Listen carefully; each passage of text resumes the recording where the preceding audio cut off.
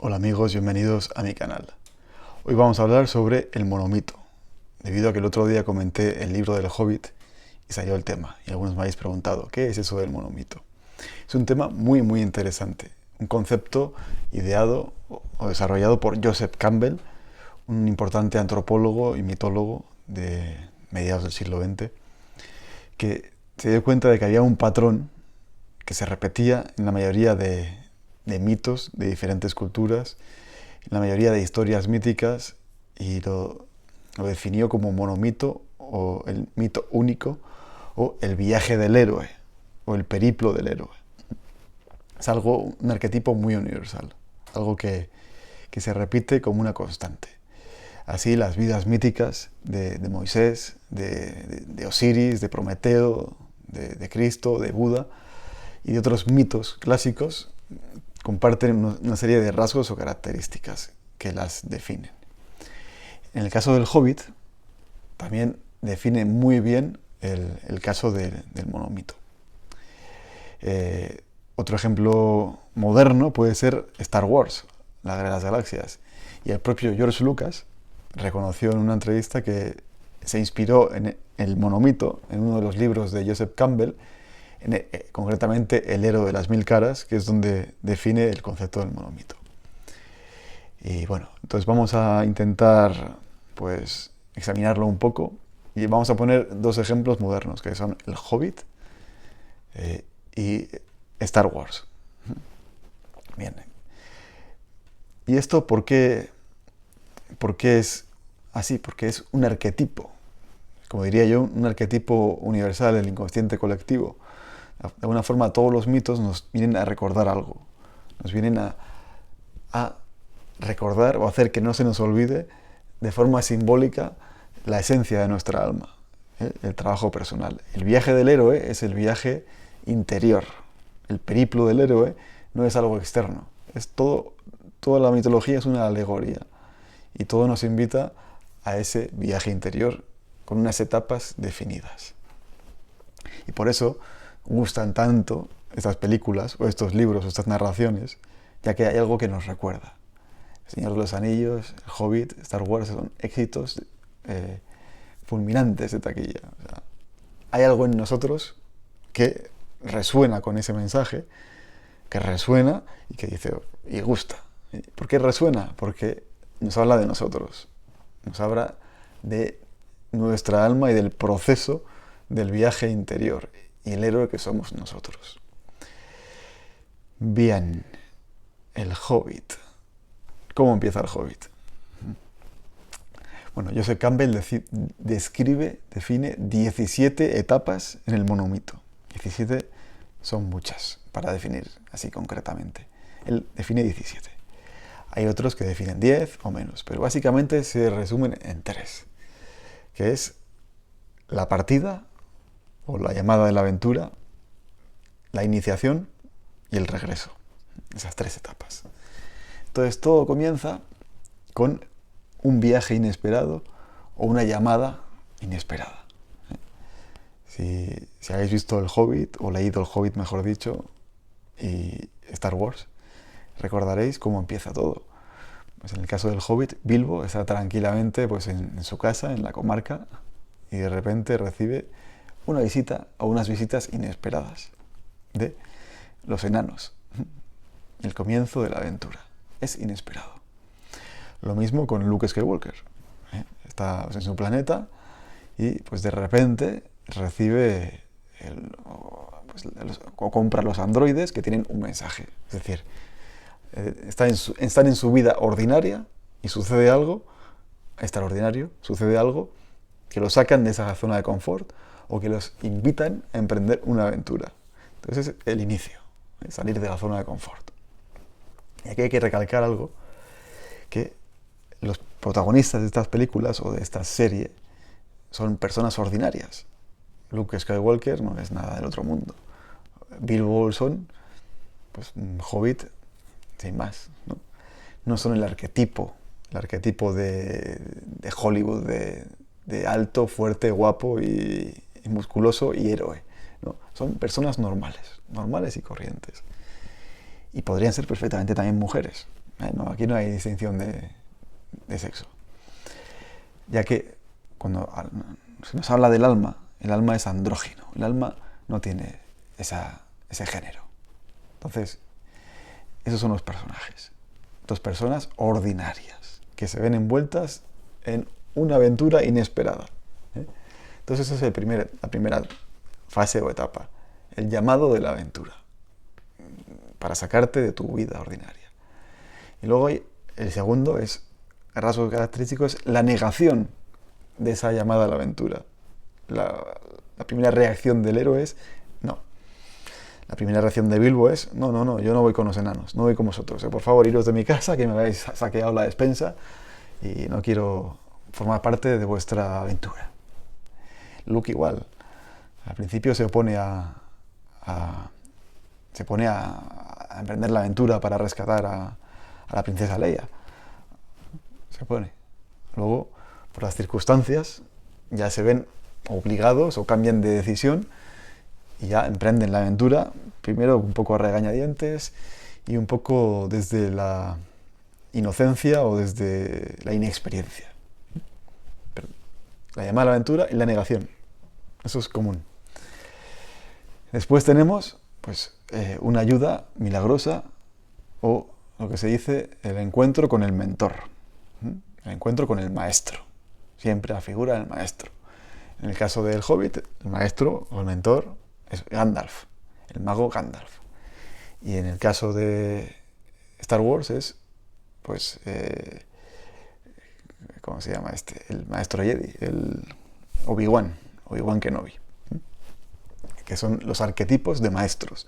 Pues ya personas entradas en edad, ancianas, con pelo blanco y con mucha sabiduría, e incluso poderes mágicos.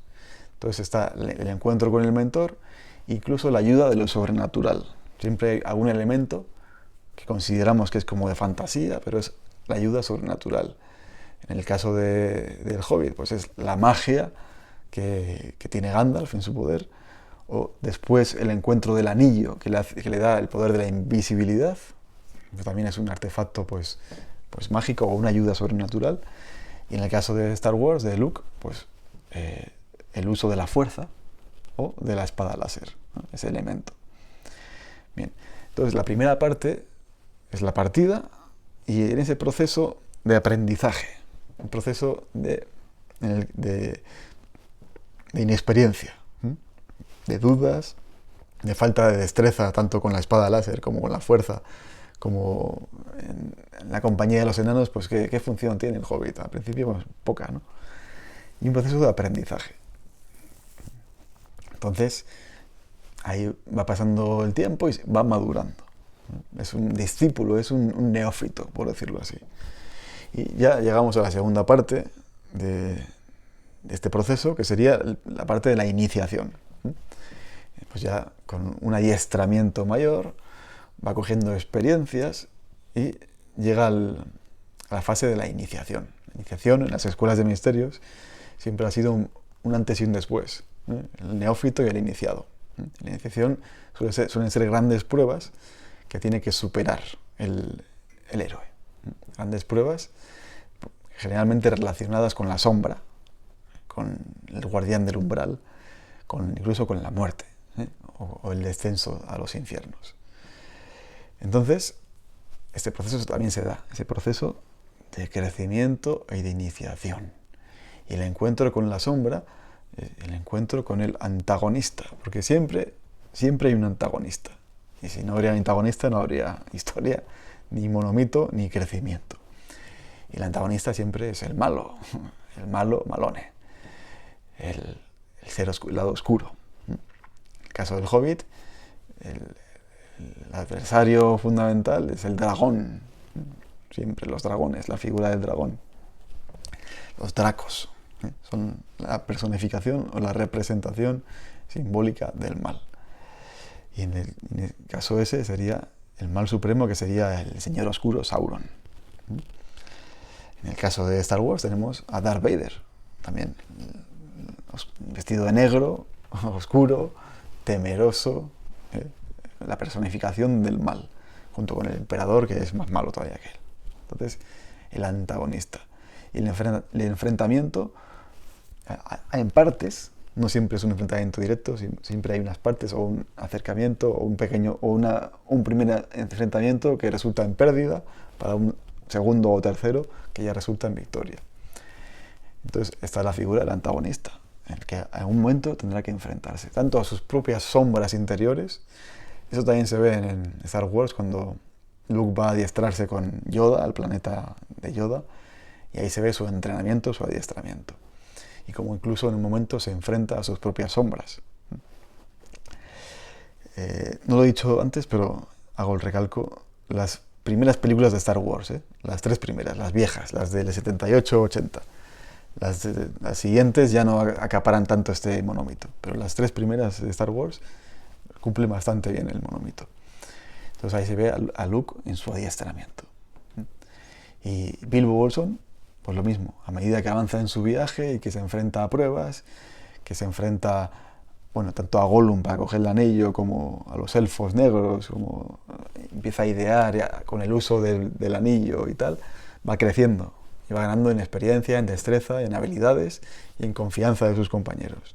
Ese es el proceso de iniciación, de maduración, de crecimiento.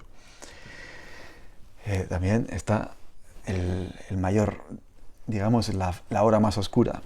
También hay un momento, el momento más peligroso, que se puede llamar el vientre de la ballena. Esto viene del mito de Jonás en la Biblia. El vientre de la ballena también es el descenso o el introducirse en la cueva. La cueva o la ballena son símbolos del inframundo, de la iniciación, de las pruebas mayores de iniciación. Tanto el vientre de la ballena como la cueva o como la neikia, la catábasis del descenso al inframundo. Eso está presente en los mitos de la Odisea, de la Eneida y algún que otro mito clásico. El descenso al inframundo por parte del héroe es el momento más crítico, más oscuro para salir renacido, por decirlo así, con una destreza, un conocimiento que antes no tenía. Entonces esto también está presente, el momento más oscuro, en el que parece que todo está perdido. Ese momento que en las películas se le da el mayor suspense, que parece que todo está perdido, que está todo del lado de las sombras, ¿no? En el caso del Hobbit, pues un momento en que parece que está todo perdido, que los enanos están presos, se da todo por perdido, y al final pues Bilbo consigue, con una treta, liberarlos. O incluso con la ducha con el dragón Smaug, que parece que no hay nada que hacer, y al final lo consiguen. En el caso de Star Wars, el momento más oscuro quizás es cuando se enfrenta por primera vez a Darth Vader. Y pues le da una paliza de muerte, le corta la mano, lo echa por la nave para abajo, y a Han Solo también lo congelan, y parece que es un momento crítico, que está todo perdido. Eso también es una fase, esa noche más oscura. Y a partir de ahí, solo hay un camino hacia arriba, ¿no? Todas esas fases. Y ya, pues, nos vamos acercando hacia el final, hacia la resolución, hacia la conclusión de la misión. En el caso de Bilbo, pues, encontrar el tesoro o la gema perdida de los enanos y derrotar al dragón Smaug. O en caso de Star Wars, pues, vencer a Darth Vader, o vencer o redimirlo, y acabar con la tiranía del imperio, ¿no? Entonces hay una misión, y esa misión, una vez concluida, se le otorga al héroe un poder sobrenatural o algo que beneficie a la comunidad. Y ya la tercera parte es el regreso, la parte del regreso, en el que o bien no se quiere regresar porque ya es como volver atrás, o si se regresa, que es lo que hacen la mayoría de héroes, regresan con un don, con algo que beneficia a toda la comunidad. Esa es la característica. Entonces, cuando se regresa, en los dos casos hay algo que traen. Aparte de la experiencia propia, del crecimiento, de como se diría en alemán, el Bildungsroman, la novela de crecimiento personal, de desarrollo personal, también aportan algo, pues, o riquezas, o sabiduría, o un libro mágico que aporta algo, o un artefacto mágico, algo. Esto lo vemos también perfectamente en el ejemplo de Moisés. Moisés, que es un ejemplo clásico, también tiene estos periplos. pues la llamada de la aventura. Él vivía perfectamente, tranquilamente en Egipto.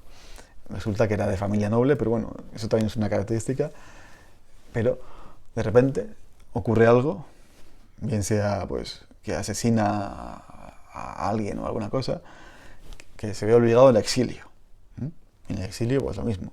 Se encuentra con el mentor, que es Jetro, que luego será su suegro, y allí tiene la misión de liberar a su pueblo, ¿no? Y al final, en lo que iba diciendo, una vez concluida casi la misión, trae algo. ¿Y qué es lo que trae Moisés? Pues trae las tablas de la ley, ¿no? Eso es lo que aporta a la comunidad. O sea, el héroe vuelve con algo útil. Y este patrón se da en la mayoría de mitos, de historias de este calibre. Bien, entonces así, resumidas cuentas, si queréis más detalle, Joseph Campbell en su libro El héroe de las 1000 caras define 17 etapas. Es un libro muy interesante. Si lo podéis conseguir y leer, os va a gustar. Pero recordar estas tres: la partida, la iniciación y el regreso. Y este es el viaje simbólico del héroe. Como he dicho antes, el héroe somos nosotros, ¿vale? Nosotros somos los héroes. Y el viaje simbólico es el viaje interior que todos tenemos que recorrer. Y por eso estas películas y estas historias resuenan tanto en nosotros. Gustan tanto porque resuena. Nuestra alma, que está ahí dormida, sintoniza con ello y resuena. Y cada vez que vemos o leemos algo de esto, dice, esto me gusta, qué interesante. Y algunos dicen, eso es todo pura fantasía, qué imaginación, qué Hollywood, qué mundos fantásticos, épicos, tal. No es fantasía. Es una alegoría, quizá un poco fantasiosa en el fondo, pero es una alegoría de un arquetipo universal que está en todos nosotros. Una alegoría muy profunda, que nos sirve para despertar e emprender ese viaje del héroe, ese regreso a casa, ese viaje interior de descubrir quiénes somos en realidad.